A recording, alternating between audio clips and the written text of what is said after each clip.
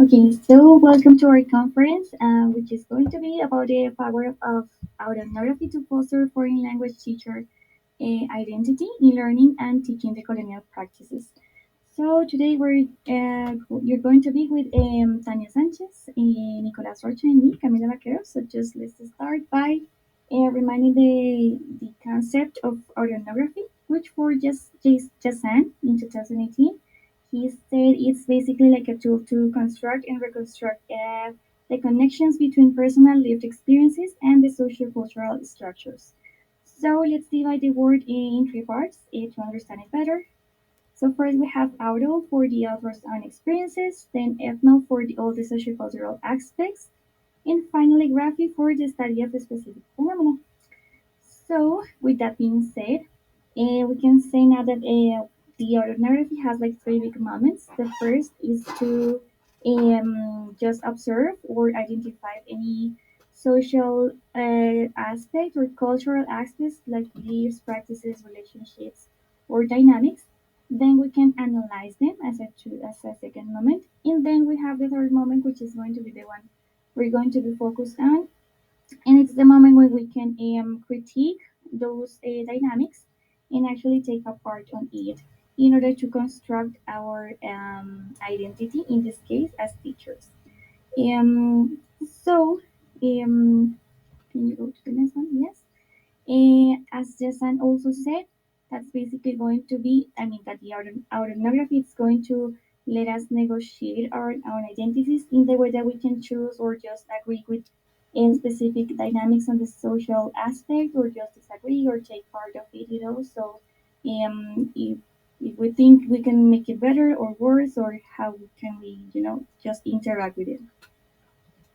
In terms of Colombia background, there exists a recent study that refers basically the aim at to explain the importance of listening to the voice of pre-service English teachers through its reflection on ELT.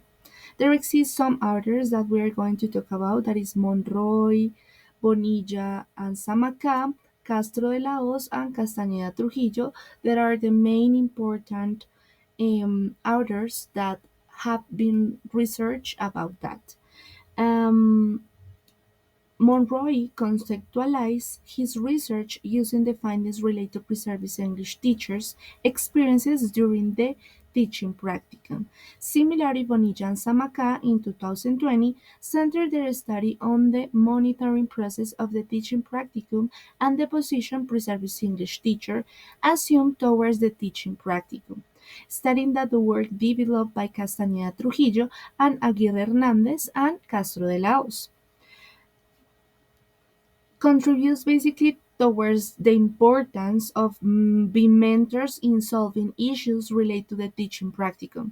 In the same vein, Buendia Arias in 2020 also used the study to frame the research about the configuration of the identity of pre-service teachers, Colombian English teachers, in terms of language, in a public university. The result obtained in this study show a profile of how these identities have been built for the teacher practicum. Therefore, some teachers decide to create a research CDIT with pre-service teacher English language teacher interest in understanding themselves as a teacher and the context in which they work. Working with this pre-service English language teacher and researchers from the research group contribute to my reflection on being a teacher educator and being a researcher while discovering what made them English teacher.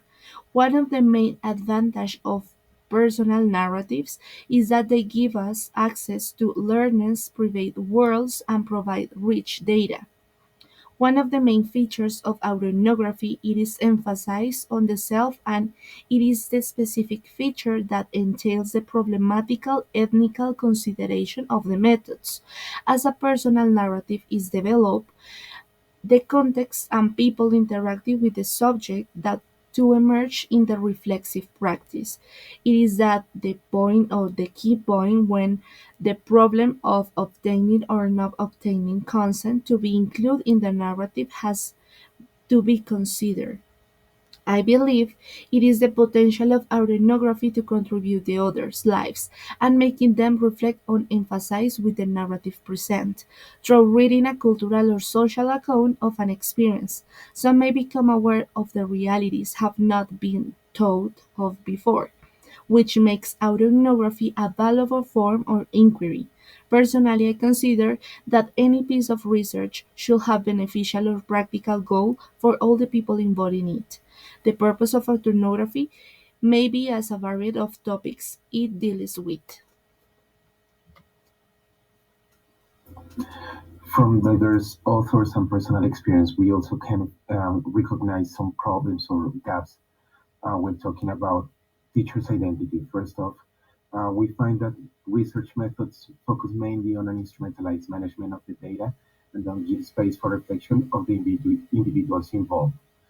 Also, most English language teachers aim at a native speaker-like speech and accent when learning and teaching the target language, which connects to the next problem, which is that the non-native pre-service teachers struggle with the standards of native teachers being more valued than foreign teachers.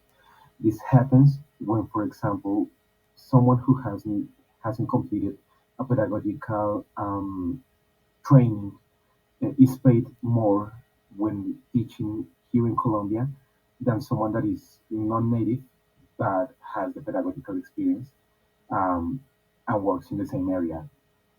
Some native speakers are valued more in those cases, and it's something that we all face as English teachers or pre-service English teachers.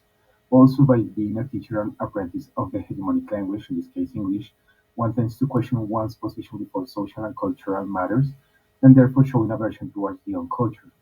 This connects to our experience, personal experience, in which me and my thesis partner were presenting our thesis actually on a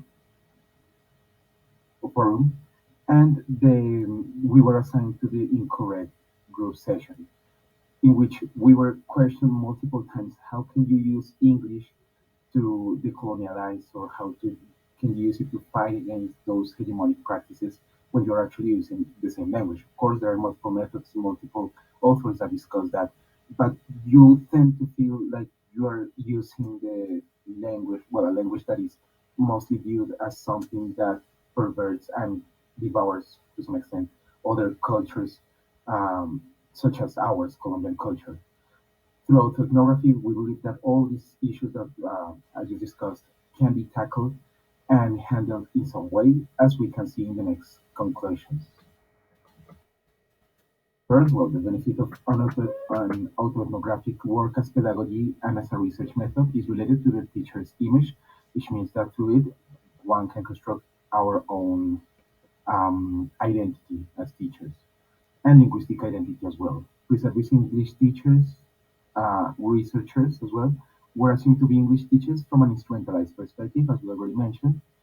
Reviewing their processes of being and becoming teachers helped them see how the discourses of how to be were present for a long time within their imaginaries, which is actually connected to the next conclusion that throughout ethnography in and pre-service teachers can recognize aspects of their own experiences, life, and context, and as stated by Jasan, it can be liberating both in an intellectual and emotional way.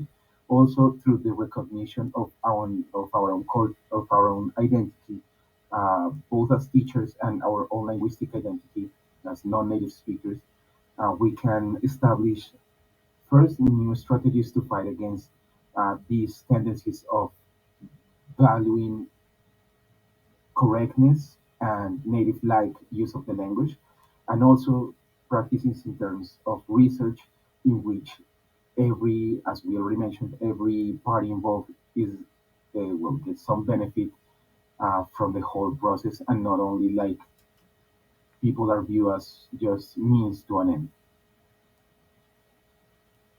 Okay, that's the references. Thank you so much.